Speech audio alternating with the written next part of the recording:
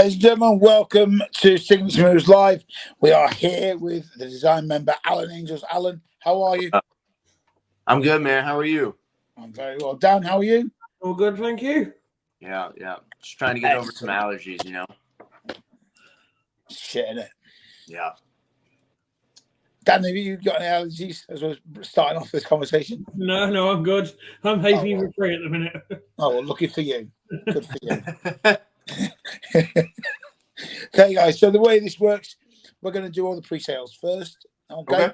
Yeah. Get those through first. And then during the live, guys, if you want to purchase any of the photos, we've got a few left of each one. And you can PayPal us during the live. Please keep your questions suitable. And if not, you'll be booted. And we will start right now. So we're going to start with photo number 1.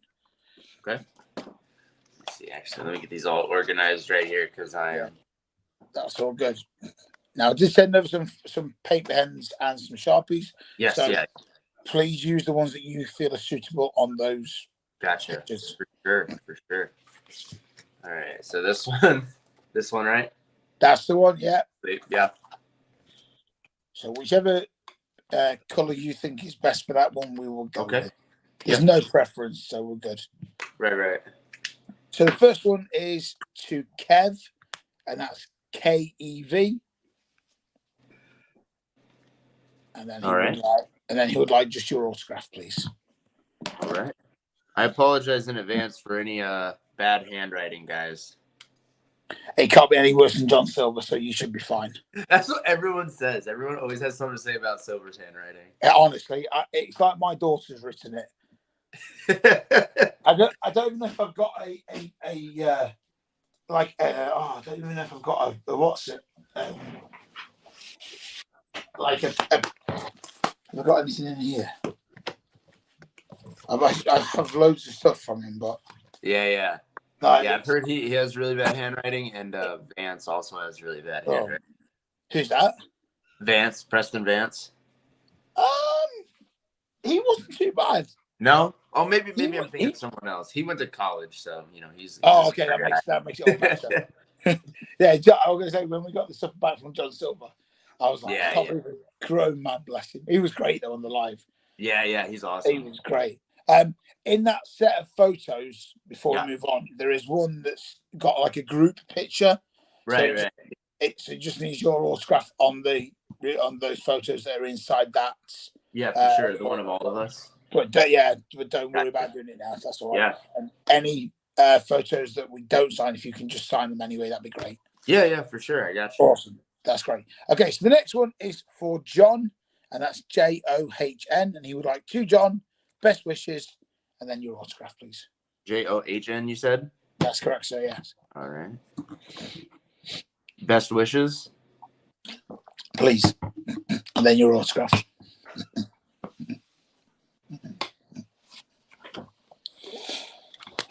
And guys, if you've got any questions that you would like to ask Alan, that would be great. And we'll get that during the live. Right. Sweet. And the next one is for Stu. That's STU. And he would like to Stu, and then your autograph, please. Now, this isn't Stu Grayson, is it? It's not, unfortunately. Okay. We have plenty. I wouldn't sign it for him. Right, that's all right then. We'll make sure that he's MIA. That's fine. Okay. Evening, guys. Evening. So the next one is for Jess. That's JESS. And she would like to, Jess, follow your dreams and then your autograph, please. All right. And that's one that she has on everything.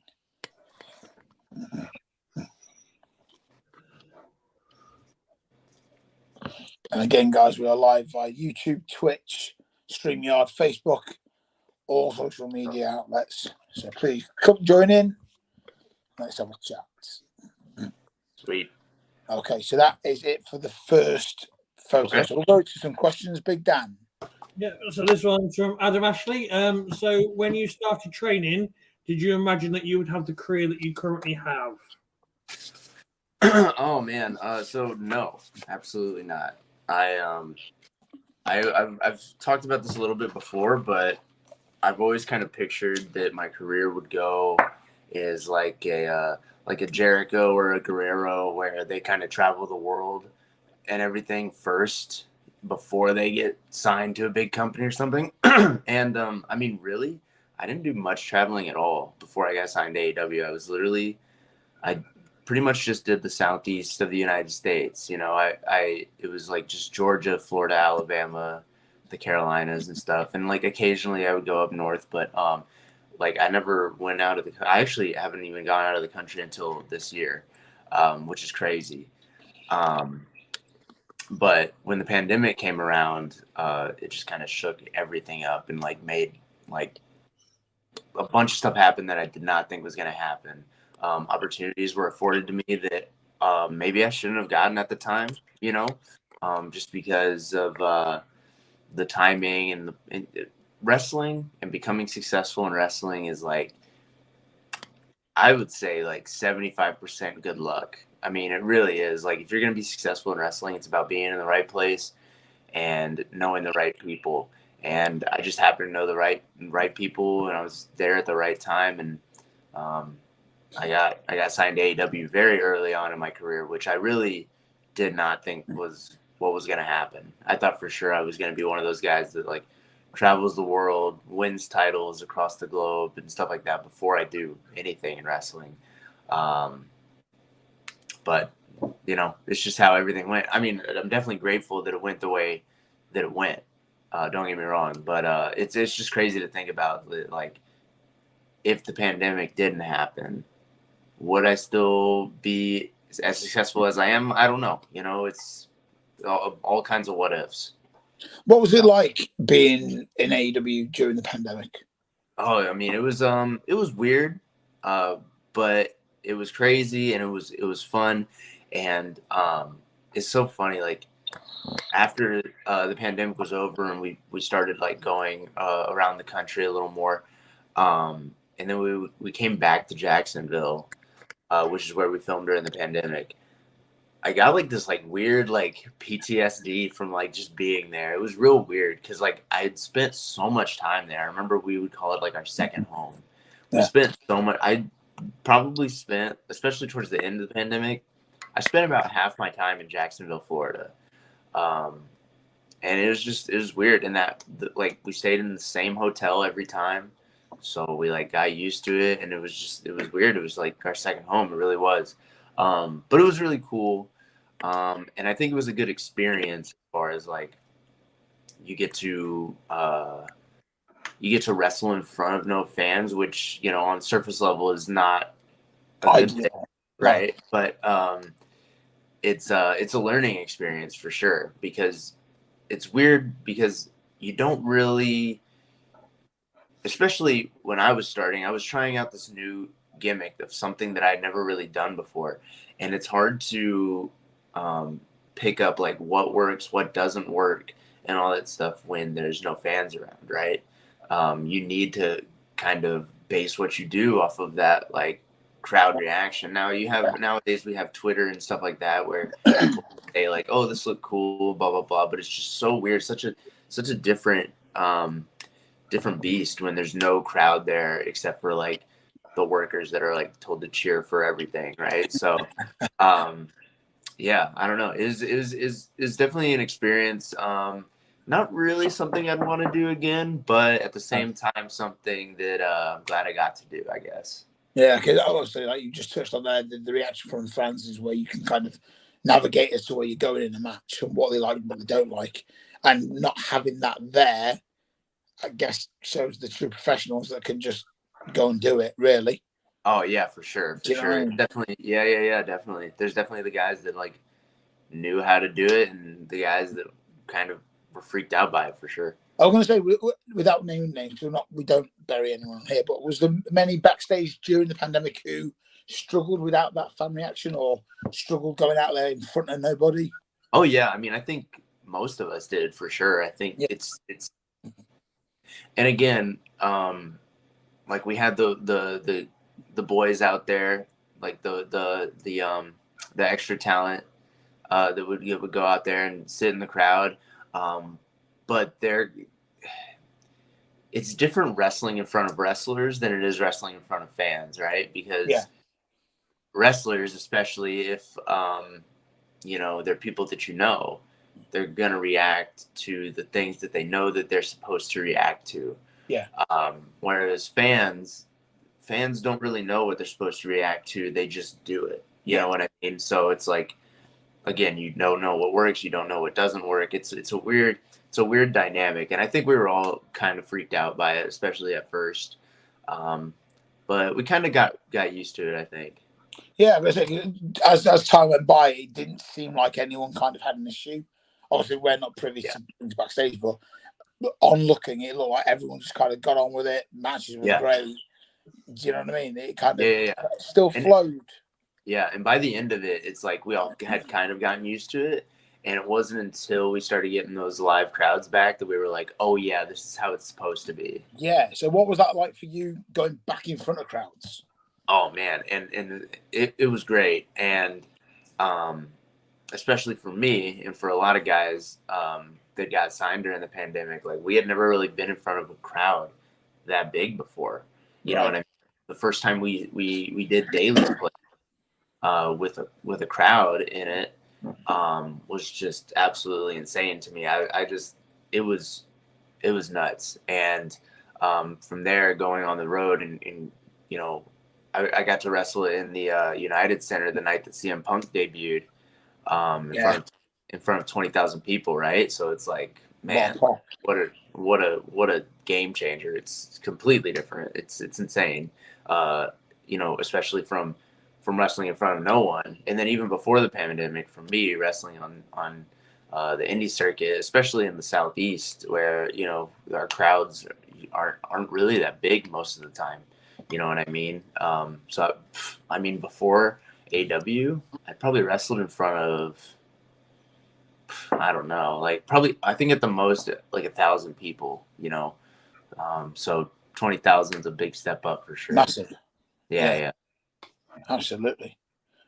Big Dan, next question. Thanks. Yeah, so this one's from Stu.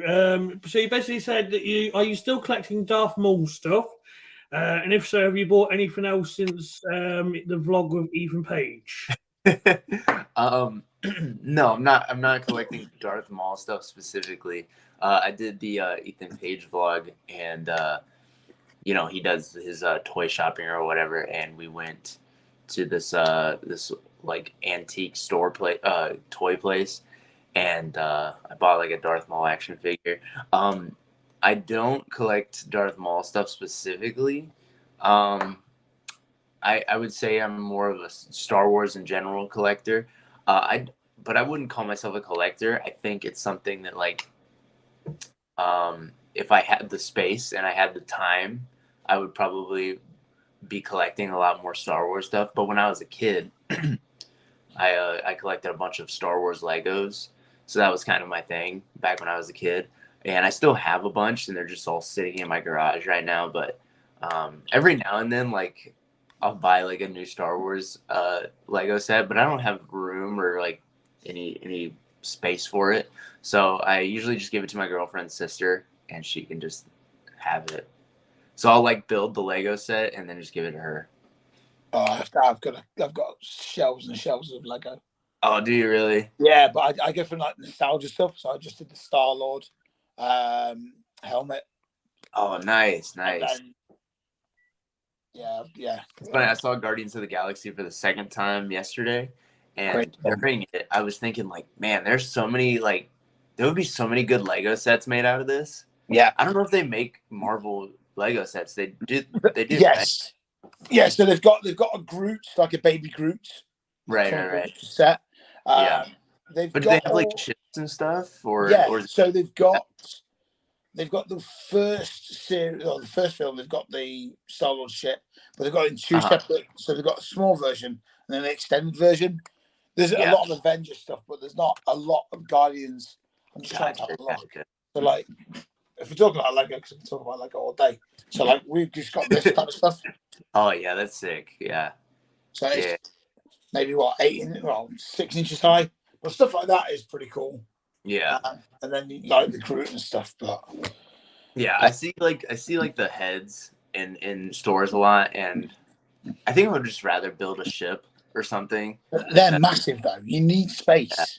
Oh yeah. The heads are cool, but I think the ships are they're more fun to make, and like especially like the ship in this new Guardians movie, I think would be really cool because of like the front part stayed still, but the whole back part spun. So I was like, oh man, that would be a cool Lego set. Yeah, if they can get that on the stand and have it at an angle where it still looks cool, I think that'd be really cool. Yeah. I love talking Lego. Sorry, we digress, guys. Yeah, sorry. For me, I don't buy Lego, build it, and give it to someone else. I have to keep it. So, right. Yeah. Fair play to you for doing that. So we're going to move on to photo number 2, please, okay. Alan, if that's okay. Yep. So there's only just one here on this one, and it's just for Jess again, and she would like just 2 Jess, best wishes, and then your autograph. All right. And then we'll take a few more. There's quite a few comments and questions coming in, guys. So keep them coming in, guys, and thank you very much. And again, if you haven't picked up a picture, please do. They're on the website. Check them out. Got it. Cool. Mm-hmm. Okay. Next question is from Paul Brown. Do you have any wrestling rituals to get yourself hyped before a match? Yeah, no, I don't. I see everybody else has one, and like throughout my career, I've like tried to like start doing something just because I think it'd be cool if like there was a documentary about me and I did it every time, but I really don't. And like all of my friends do. I used to wear Lucky socks every time, and they were Harry Potter socks. And I bought like this like big set of, it was like 12 different pairs of long socks, of Harry Potter long socks. And I would wear those. So those were like my Lucky socks for a while, but then I just kind of stopped wearing them. And yeah, now I don't really do anything. I just I'm so like compared to other people, like there's this guy, Alec Price from he's up in New England, the like Boston area. And he like does this like weird song. He like sings loud as fuck every time he does it, like every time he wrestles. So I'm like, I'm nowhere near, and he's like so intense with it, and I don't do anything. I literally just stand there, and like I try to do like push-ups sometimes, but most of the time I'm like too nervous. So like I'll start doing the push-ups, and then I'll just like feel sick, and I'll stop doing them. So I was gonna ask you, do you still get nervous before going out? I mean, most of the time, for the big matches, definitely. There's always a little bit of nerves, but a lot of times it's like I'm nervous to get hurt. Not really nervous about like if I'm gonna do something right or if it's gonna be good. It's more just like I hope I don't get hurt doing this move. Like that's what I get nervous about mostly. But then there's like most of my matches on Impact and on just like bigger indie shows. I do get nervous about just because I don't want to, I want it to be good and I don't want to mess up. But yeah, dude, I'm like super, like most people say they would have no idea that I'm nervous because I'm just so like laid back, but it's because I feel like I have to be. Like if I get too amped up, I'll like freak out. Yeah. So I'm super just chill and laid back backstage most of the time, especially right before my match. Yeah. So I remember like in British wrestling, and I remember like for first like maybe 150 matches, I used to get really nervous. Yeah. Before I go out, and then something just clicked, and I was like relaxed, chilled. And someone was like, "Oh, you don't care enough because you're not nervous." And I was like, "No, yeah. I do. I'm just confident in what I'm going to go out there and do. And I'm more focused on the match itself than everything else, and worrying about everyone else's spot. You know what I mean?" Right. I also think that my best matches are the ones that I'm the least nervous for, or not really the least nervous, just more. I don't know. Just if I just feel like I can just go with the flow and just like chill when I'm out there, then I feel like my matches are better. I don't know why, but that's just if I'm nervous for the match, if I'm super nervous, then it's usually not as good for some reason. But I don't know. Do you get my head? Do you get more nervous if more stuff is planned rather than maybe a few spots are planned, like maybe the finish, maybe whatever the cutoff may be, and then you can kind of call it out there. Do you feel less nervous doing stuff like that, or? I'm kind of, I don't know. I really don't. I mean, I get nervous for both for sure. But I don't know. It really just depends on the match and the guy I'm wrestling and what we're doing. I get nervous if there's like a lot. You know what I mean? Like, Yeah. If there's like, just like so many intricate spots and like here's what it is. I get nervous when I'm calling the match back to myself and I can't remember. It usually doesn't happen, but if there's so much stuff, and what it is a lot of times there'll be spots that start kind of in the same way, if that makes sense. Yeah. And those spots I tend to like kind of get confused, but I'm pretty good at the memorization part. I'm also pretty good at being able to just go out there and call it on the fly. So I think it just depends on the match and like who I'm wrestling and really. Yeah. Kind of just make sure everyone's safe, I guess, at the end of the day. Yeah, for sure. That's the main thing.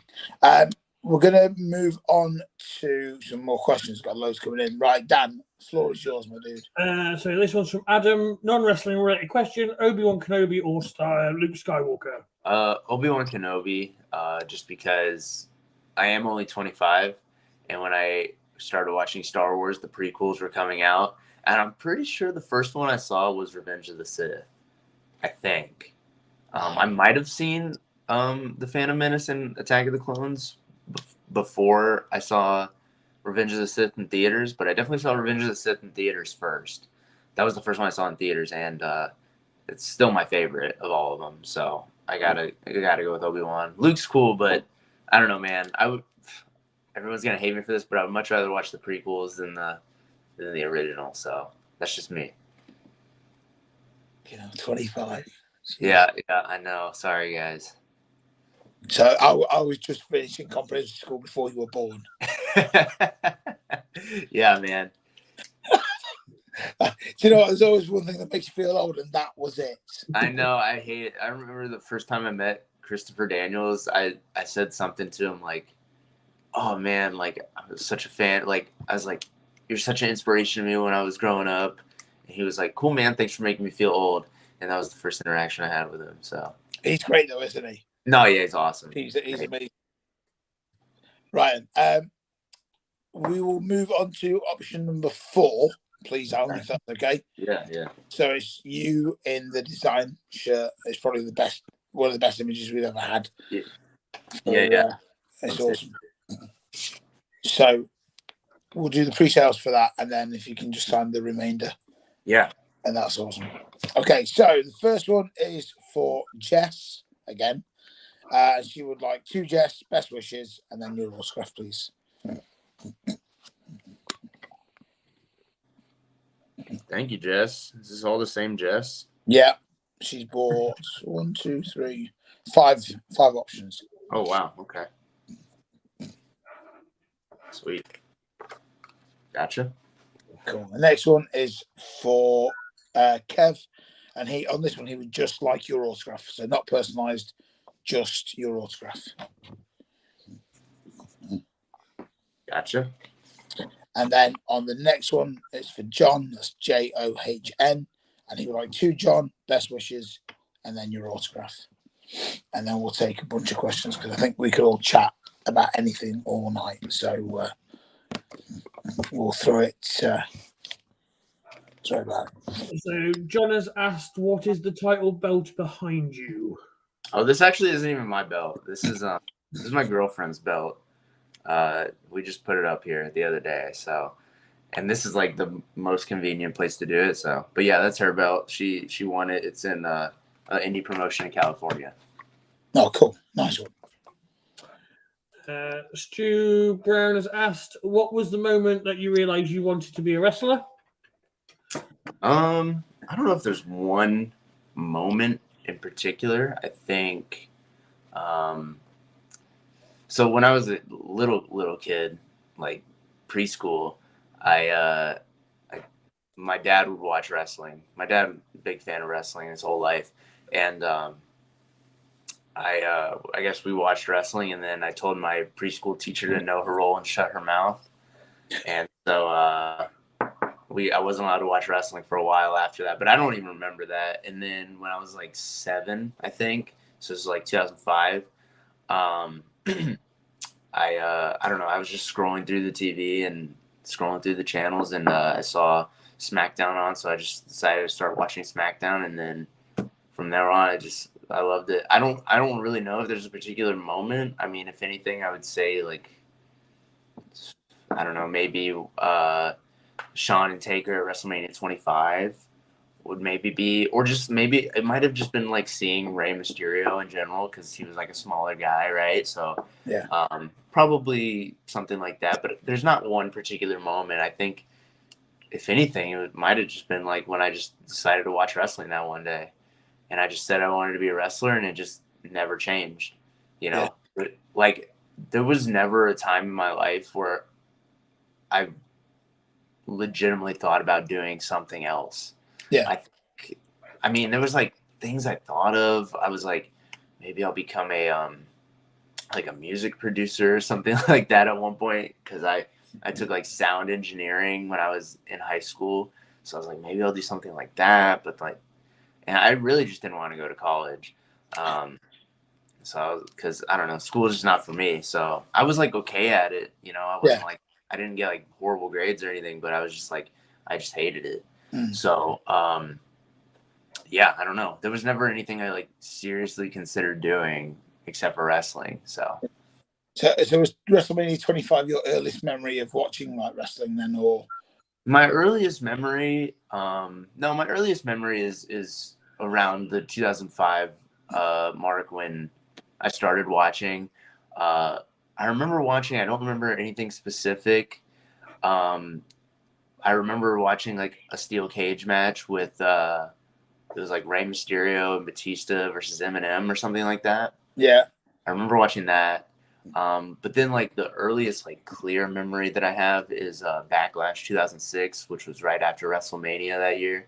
Because we didn't have cable, so I didn't get to watch WrestleMania that year. But then we finally got cable right after WrestleMania, so I watched the next pay-per-view, which was Backlash. And I remember the main event was Triple H, John Cena, and Edge in a triple threat match, and Triple H just got like some crazy color in that match. Yeah. And I just remember thinking it was so cool. And that, along with RVD wrestled Shelton Benjamin, which for some reason that match really stuck out in my mind, just because I guess there was nothing else like it on the card, you know, nobody else with like that kind of athletic ability. And some of the stuff that those guys were doing in that match was like awesome. So that really stuck out in my mind for sure. That's probably my earliest like memory that I remember, because I remember we watched the whole show, but we recorded it on a VHS tape. So I was like, I want to watch it again right now. So then we did. You know, my earliest memory was WrestleMania 9. I've never felt so old and alive ever, Dan. Seriously. But we video recorded on VHS. For those who don't know about it, videoed WrestleMania 9, and I watched it back to back. Hogan Yoko, it just, my mind was blown. Yeah, isn't that funny? Like how, I don't know, like I wonder if kids do that nowadays. If they like just go back and watch the same show over and over and over again, because I did that like every day. Like after a pay-per-view, I guarantee I watched that pay-per-view like 4 or 5 times. Yeah. I mean, a lot of people, like, if they have the network, they start from like the very first Raw and they watch it all the way through. Yeah. Stuff like that. I've done that with like specific years. I watched like every SmackDown of 2002. I've watched every Raw of 97. I've done like stuff like that. Yeah. All the good stuff, I guess. Yeah, for real. But for a fan. Sorry guys, we're hijacking the comments and we're hijacking the conversation. So Dan, I'm going to shut up now for a little bit and let you do your thing. Favorite funny story from behind the scenes? Oh man, from behind the scenes, I don't know. There's nothing like that I can think. I mean, just like all the BT skits are always really fun to film. I mean, I think the funniest parts of all the BTE skits and like the Sammy's vlog skits are always the things that you don't see. And just like, I remember we've like, one time we were in the arena in Atlanta and we were filming a bit for Sammy's vlog, and it was like so, I don't remember. We had to like sneak up into the upper deck of the arena, and like these people were like yelling at us because we were in some room we weren't supposed to be in, but it was just the only room that wasn't loud. So we ended up getting kicked out, and then like we spilled some stuff on the floor. I don't know. I don't really have any like specific stories that I could really think of, to be honest. It's really all just us being like just stupid. I remember the night that I wrestled Bryan Danielson. I went backstage and I just chilled with Sammy and the rest of the vlog crew and a lot of the guys that I'm like close with back there. And it was just a really good time just like sit down and like talk about it and like talk about how like surreal the whole experience was with those guys. There was just like this area that was curtained off and had like some couches. And I just remember sitting there and talking to those guys about how it felt to like, you know, be in front of my hometown crowd and wrestle one of my favorite wrestlers of all time. So stuff like that is always really cool, you know. Nice. Good question.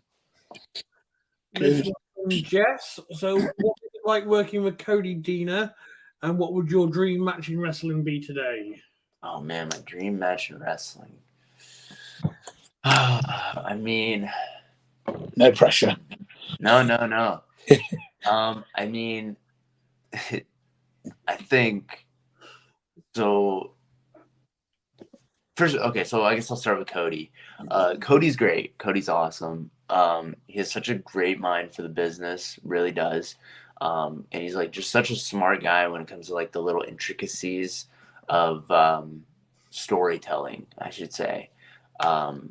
Because right now the storyline that we're involved with Sami Callihan right now is like so there's like so many little intricacies that like maybe some people don't even see, but that we take notice of, and that Cody especially puts into those stories. He's just a real smart guy, and he knows what he's talking about for sure, and he knows how to tell a story. And it's like a lot of people I think don't see that, or you know, it's just been, you know, it's very underrated as a storyteller, I think. And he's very, very good at everything he does in Impact and just in wrestling in general. So he's a good guy to be with for sure. I'm glad that, you know, me, him, and Khan, we get to do what we do every week. It's dope. It's really fun. And then my dream match in wrestling, I think, would probably be, so I think if anybody tells you that they don't want to wrestle like Roman Reigns, you know, on like a big show or something like that, that's like absolute dream match. I mean, right now wrestling Roman Reigns, that's probably the most money that you can make in wrestling. Yeah. So I mean, if anybody says that that's what they don't want to do that, I think they're lying, right? Yeah. So there's that, and then there's like, man, I don't know. As far as like guys that I really want to wrestle, I mean, Danielson was at the top of the list for sure. Yeah. But I got to do that, which is awesome. I would love to have another match with him though. I think Styles is another guy who has always been on the top of my list. He's from my home state as well. I grew up like idolizing him specifically just because he was from Georgia. So like that's a dream match for sure. Is there anyone on the Impact roster that you've not had a chance to kind of go up against yet? So I recently wrestled Rich Swann in a singles match, who was like someone that was at the very top of the list. Yeah. So I'm glad I got to do that. Josh Alexander is phenomenal. Like, I think as far as like, now he's not the world champion anymore, but as far as like world champions go, he just like, to me, he just like seemed like a world champion. Yeah. You know what I mean? Like in his run, he like carried himself like a world champion. And he just kind of had the vibe of those the old school, like 70s, 80s NWA world champion. You know what I mean? Like he had like, I say he had like a Harley Race, a Ric Flair, a Luthez vibe. I don't mean like his like wrestling per se, just how he carried himself and how he really came across as a world champion. And it's also very hard to be a world champion as a babyface nowadays, I think. And the fact that he did that so well for so long is really a testament to how good he really is. Yeah. So Josh is definitely up there. And then Jonathan Gresham would also be on that list. Chris Sabin, who I can't believe I haven't said yet. Chris Sabin is up there for sure. Him and I've got to wrestle Alex Shelley a few times now, and every time it's phenomenal. And I've done a 6-man tag with Sabin, which was great. But I would love to have a singles match with him as well. Him and Shelley are both like they're at the top of the list of like the guys that I've gotten to wrestle that I like looked up to as a kid. Like them and Danielson are like probably my two, like in my head, they're like the biggest things I've ever done because the Machine Guns were like such a big inspiration to me as a kid for sure. So yeah. Sabin's definitely probably number 1 or 2 for sure on that list of the Impact guys. Fair play. Good answers. Right, we're going to move on to option number 5. Okay. Which is the Impact photo. I think it's in the jacket that you have. And we'll go through the pre-orders there. And then we will take some more questions. And thank you guys for putting your questions in. So keep them coming. So, a recap of the photos. John, you'll have to go onto the Signature Moves Facebook page to check the photos. All right. Unless Big Dan has them in the top left-hand corner. I don't, unfortunately. Okay. No worries. I can show you guys if you want. Yeah, I mean, if that's not trouble. Yeah. We'll start with 1. So number 1 is where Alan is flipping off or a bunch of people. That's 1 right there. And then 2 is the close-up. Is the hot one. Yeah. This is 2. Boom. There you go.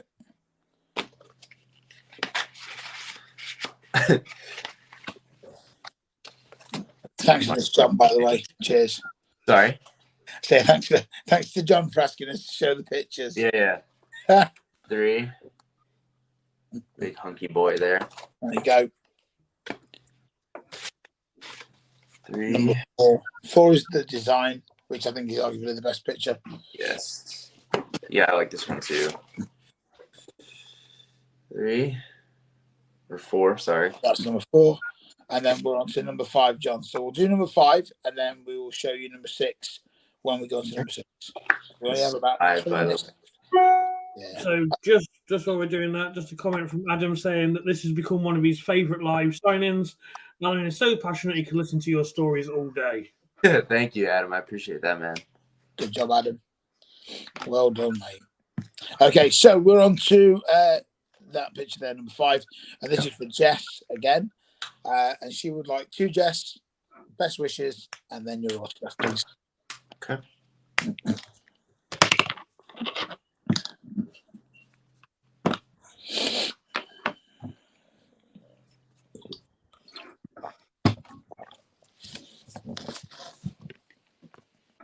All right, got it.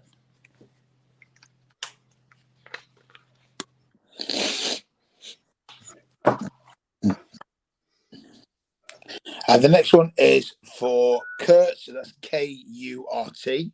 If you would like 2 Kurt's, best wishes, and then your autograph, please.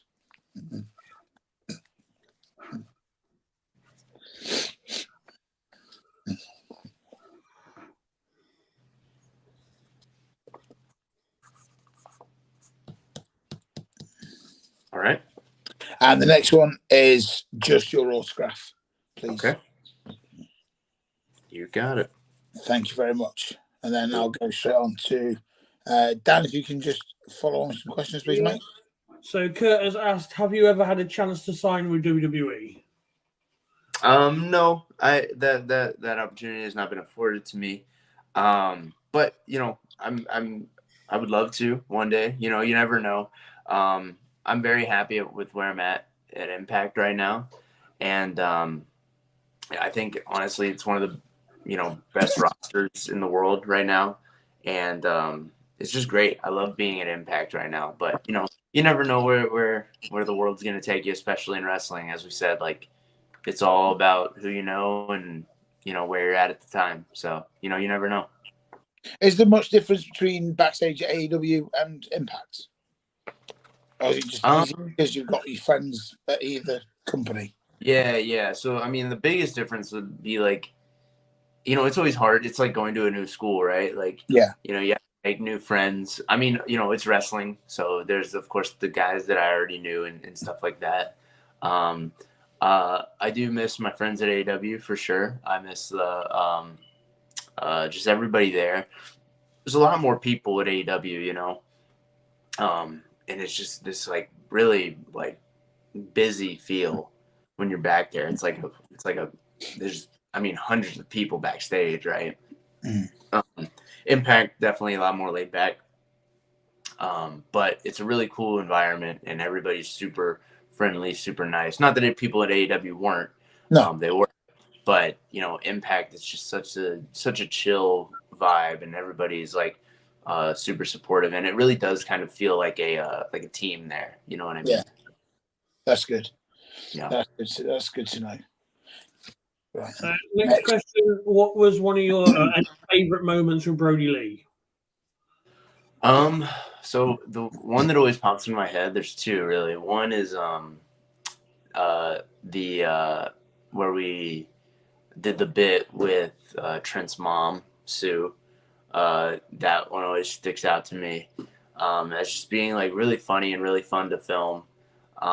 Where he gives the papers to Sue, and she throws them at Uno, and they just land on the floor, doesn't even hit him, and everybody breaks, right? But Brody didn't really, and picked up the papers, gave it to her, and told her to hit him again. She did.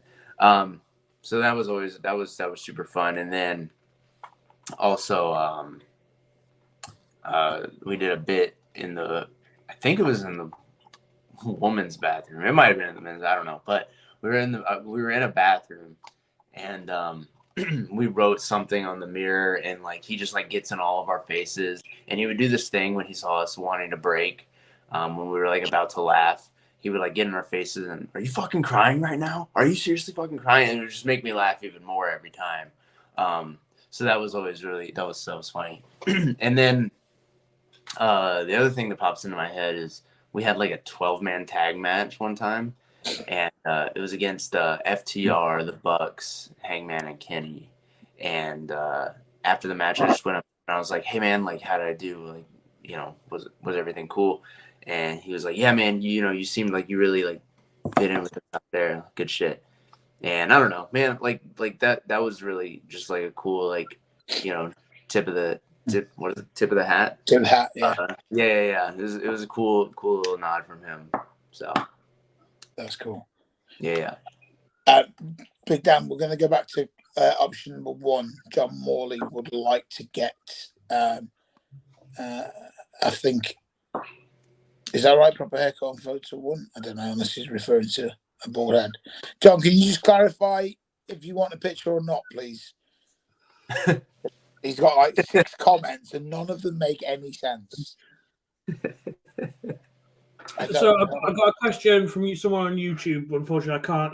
John would like photo 3, please. First off, photo 3. Yeah. So the up close and personal one. Yeah. And that'll be to Jon. Just Jon. Yeah, he spells it weird.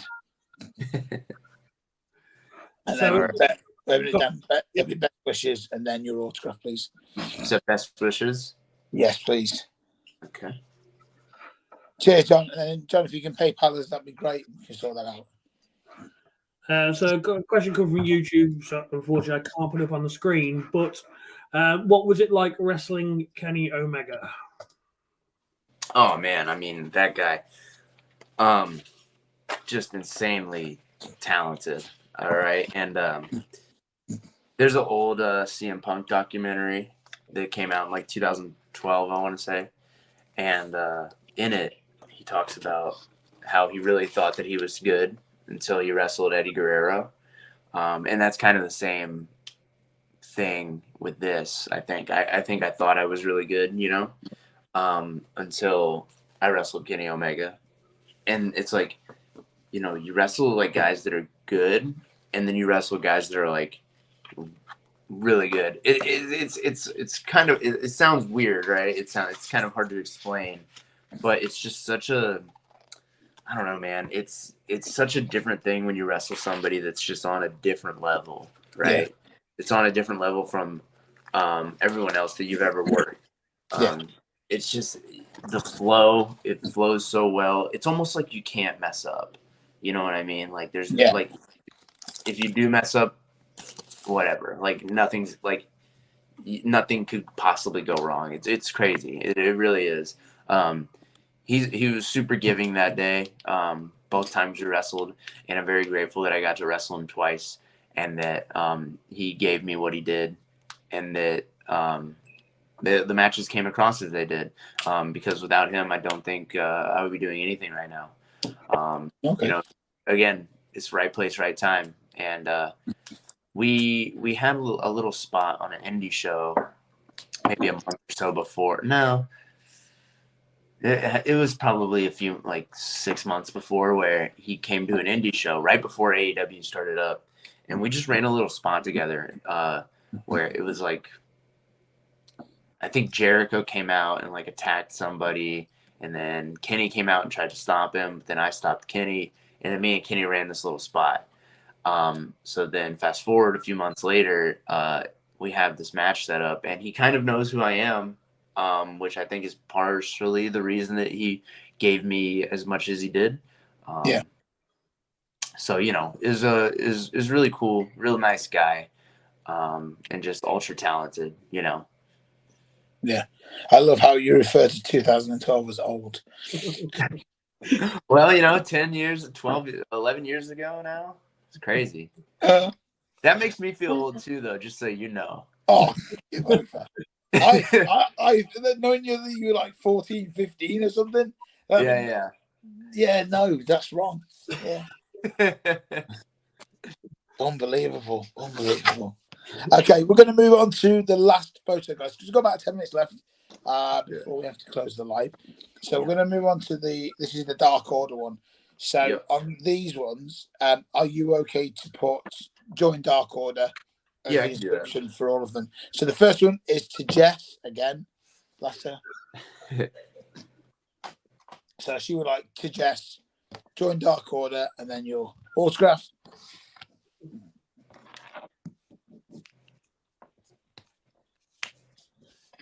All right. And then the next one is for Grace. That's Grace. And she would again like to Grace, join Dark Order, and your autograph.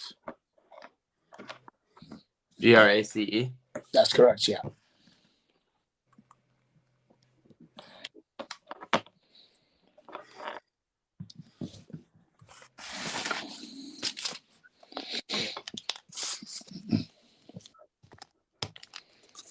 All right.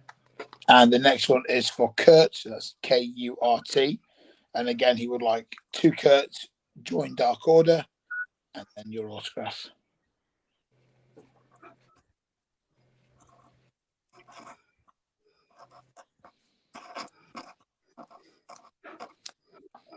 Okay.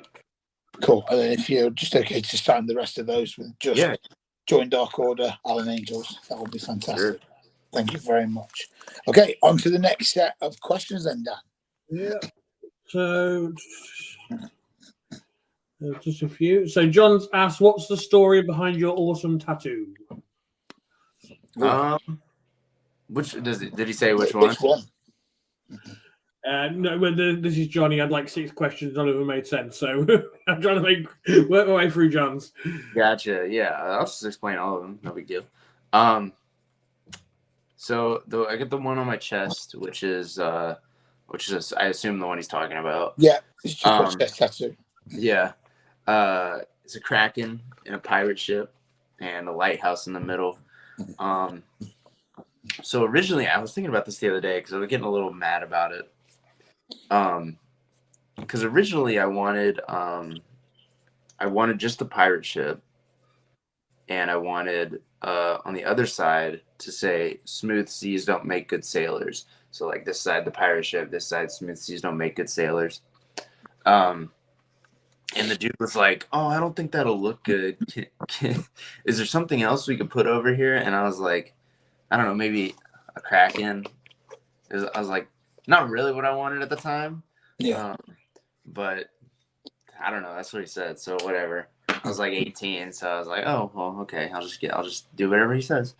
But that's where it comes from. Smooth seas don't make good sailors. And it's just, I don't know. I always thought pirate ships were cool. And I dig the phrase because it's true, right? You can't succeed in life without having to go through those trials and tribulations. You know what I mean?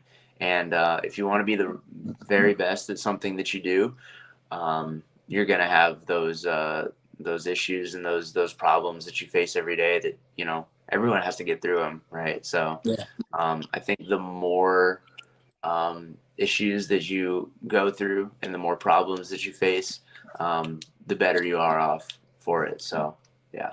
And then I also have on the side on my arm here, it's a mountain range, and it says not broke, just bent, which is kind of a similar kind of thing. Like, you can break me, you can bend me, but you never break me, kind of thing. Yeah. Which is what that's about. Cool. No, I love how people have, stories behind their tattoos, where a lot of people, obviously in wrestling have just tattoos in general. Yeah. And someone like a Tommy End. Yeah. Don't get me wrong. I want tattoos that are just like tattoos to have them. But yeah. I also got those when I was like 18, so I need to get more.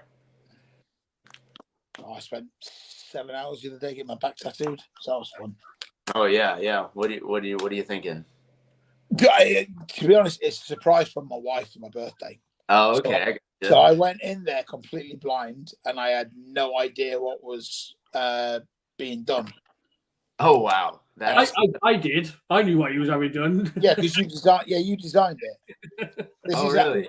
I trust these people. Alan, yeah, you know what I mean? Yeah. So more for me. So yeah, there's still more to come, but I will. I'll show my back tattoo when it's fully done. Yeah, hell yeah. So yeah, happy days. Right, guys, we've got a few minutes left before we have to go. So if you could try and get your better than just no, hang on, Adam, Ashley, my Mr. T is significant because he was my hero growing up. Because I was an 80s, 90s kid, so I was allowed to have Mr. T on my arm. All right. Yeah, there you go. Yeah. All right, so don't come at me thinking that I'm just getting nostalgia. Yeah, if I got a Mr. T tattoo, it'd be like, what is this guy doing? Yeah. 7 hours that took as well. So, next question from Stu. What is your passion outside of the ring? Oh, good question. Oh, man. I hate this question because I get it all the time. Well, I don't hate it because I get it all the time. I hate it because I don't have an answer for it. Because, like, I'm literally just, like, a wrestler. And all I do is watch wrestling, and I wrestle, and like I'm in a ring like most days out of the week, you know what I mean? Or something that I'm doing has to do with wrestling. I wish I had an answer for it. Honestly, I get obsessed with things for like 2 weeks at a time, and then I just like kind of get off of it. But I've never like got off of wrestling, But I always I'll have like these 2 week obsessions where right now it's like Marvel. So like all I'm doing is watching like Marvel movies, which I've never actually been that into. But for some reason, I watched the Guardians movie and I was like, oh, well, I guess I'm just going to go back and watch all the Marvel movies. And I've watched like most of them before, but I don't know. I just have like this weird random obsession.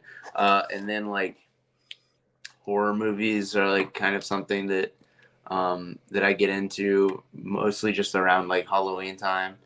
I like I said, Star Wars is like a big thing for me. I love Star Wars. That would probably be like my second, like in my lifespan, that would be the second most thing that I've been obsessed with the most. Yeah. You know, it'd be wrestling then Star Wars. Because I've, you know, seen all the shows, watched all the movies, I've read some books and stuff. So that would probably be my second thing. But yeah, besides that, man, like I just get these like weird little obsessions every now and then where I get obsessed with it for like 2 weeks and then I just find something else. But wrestling has always, you know, been around. Like I said, I hate this question because I really don't have an answer for it. When I'm at home, I really just like hang out with my friends most of the time. So yeah. If you like horror films, watch The Pope's Exorcist with Russell Crowe. Man, dude, I wanted to see it so bad because I saw the trailer for it. It's unreal. Yeah, I saw the trailer for it at WrestleMania, and I was like, man, I want to see that for sure. Yeah. But my girlfriend said it was too scary. So, but that's okay because I hate watching horror movies with her because she scares me during them, and it pisses me off. So, whatever. Because you can't enjoy them. Yeah, dude, like she'll like, you know, just like get in my ear and make some like weird noise or something. It scares the shit out of me every time, and I hate it. And I can't watch horror movies with her. It like, but I hate watching horror movies alone. So I don't know about you, Dan. I don't mind watching a horror movie by myself. No, I don't watch them at all, to be fair. I don't know, man. I get freaked out. Dan gets freaked out by clowns. Because clowns are evil. Simple as. Yeah. That makes a differ. Don't think the clown was Liverpool. Anyway, guys, we're coming towards the end, guys. So we'll take one last question, please, if that's okay, Dan.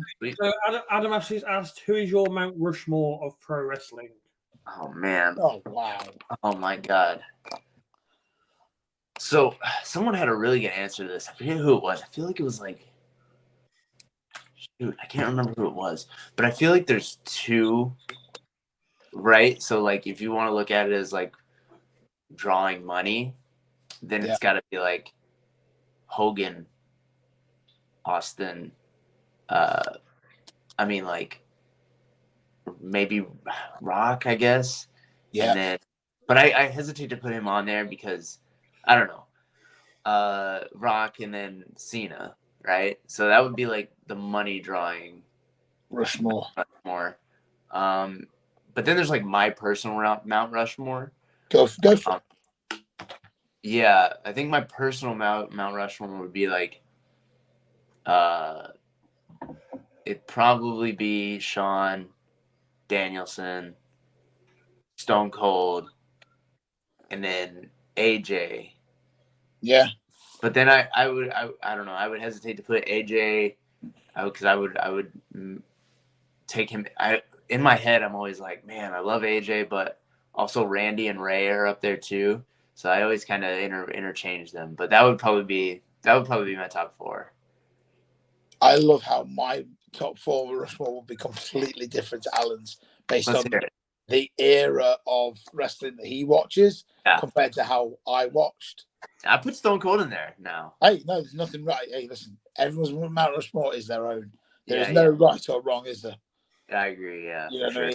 So, no. Right, guys, we're going to go draw this live to close. It's been absolutely fantastic. Alan, is there any socials that you want to promote or anything that people can follow you on? Oh, you know, I just got my my Twitter and my Instagram, Alan_Angels. I'm not hard to find. And then I also have a YouTube channel, but I don't know. We haven't been keeping up with it lately, but we're going to try soon again. So, yeah, check that out for sure. Cool. Okay, Dan, any last things from yourself? No, just thank you very much. It's been a great signing. Everybody's loved it in the chat. So thank you very much. Sweet. Yeah, thank you guys so much. I appreciate you guys. Thank you for having me. Okay, guys, thanks very much for watching, and we will see you at 8 o'clock for the live auction. Alan, thanks again. Enjoy the rest of your day. Sweet. See you guys. Cheers. Bye.